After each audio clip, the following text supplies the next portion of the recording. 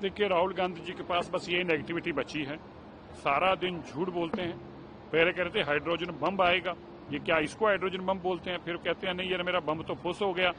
ये केवल और केवल एक हारे हुए, एक नकारे हुए नेता की भाषा है। जब वो देश के प्रधानमंत्री के प्रति अपशब्द बोलने, माता जी के प्रति इलेक्शन कमीशन को बुरा बोलना, और अब इलेक्शन कमीशन को ये कह दिया कि कॉन्स्टिट्यूशनली अथॉरिटी जो है उसको चैलेंज कर रहे हैं। अपनी हार के पीछे इतने लोगों को कटघरे में खड़ना, इतने लोगों को अगर एक ही बात कह देते कि भाइयों आपने मुझे हरा दिया है, मुझे फिर मौका देना, मैं अच्छे काम करूंगा, मेरी पार्टी अच्छे काम करेगी, गलती है तो माफ कर दो, इसी से ही काम चल जाता। लेकिन सभी को पहले कहा हाई कोर्ट गलत, फिर कहा सुप्रीम कोर्ट गलत, फिर कहा इलेक्शन कमीशन गलत, ईडी गलत, सीबीआई गलत। अरे भाई राहुल गांधी परिवार के अलावा इस देश में कोई ठीक भी है? उसका नाम बता सकते हो? बताइए राहुल गांधी जी। आपने इलेक्शन कमीशन को कटघरे में खड़ा करा, आपने कोर्टों को कटघरे में खड़ा करा, आपने राष्ट्रपति जी को कटघरों में खड़ा करा, आपने उपराष्ट्रपति जी को कटघरों में खड़ा करा। आपके अलावा इस देश में सभी गलत हैं और ठीक कौन है? जो हाइड्रोजन बम फेंकते हैं। क्या यार ये मानसिकता राजनेताओं की सोच है?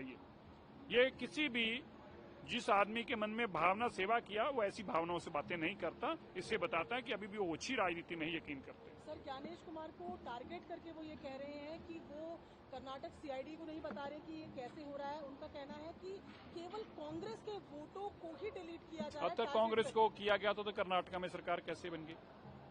आप एक बताइए। बार बार उनकी एक ही बातें जो हैं, क्या उनकी सरकारें पहले नहीं रही देश भर के अंदर? क्या हिमाचल में उनकी सरकार नहीं बनी? अब पंजाब में आम आदमी पार्टी की सरकार बन गई, दिल्ली में भाजपा की सरकार बन गई, राजस्थान में भाजपा की सरकार बन गई। कर्नाटका के अंदर जो वोटें अगर आपकी डिलीट कर दी, अगर इलेक्शन कमीशन ने आपके साथ जाति की और कांग्रेस के बूथों की वोटें हटा दी थी, तो फिर किसकी वोटों से आप चीफ मिनिस्टर बने हैं? किसकी वोटों से वहां पे सरकार बनी? इसका मतलब वहां की सरकार अनकॉन्स्टिट्यूशनल है, इसका मतलब सरकार गलत बनी हुई है।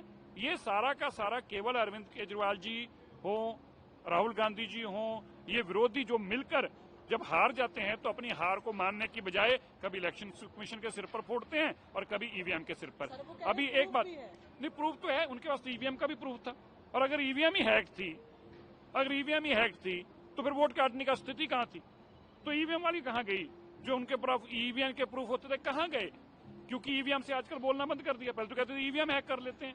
ये झूठे हैं, बेईमान हैं, हारे हुए हैं। एसआईआर दिल्ली के अंदर, एसआईआर का मैं वेलकम करता हूं।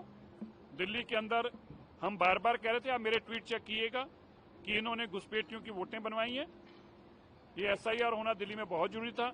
अब देखना हजारों की तादाद में जो घुसपैठी है, जिनके ऊपर आम आदमी पार्टी का विश्वास था, दिल्ली के लोग वोट नहीं डालेंगे क्योंकि बेईमान थे, लुटेरे थे।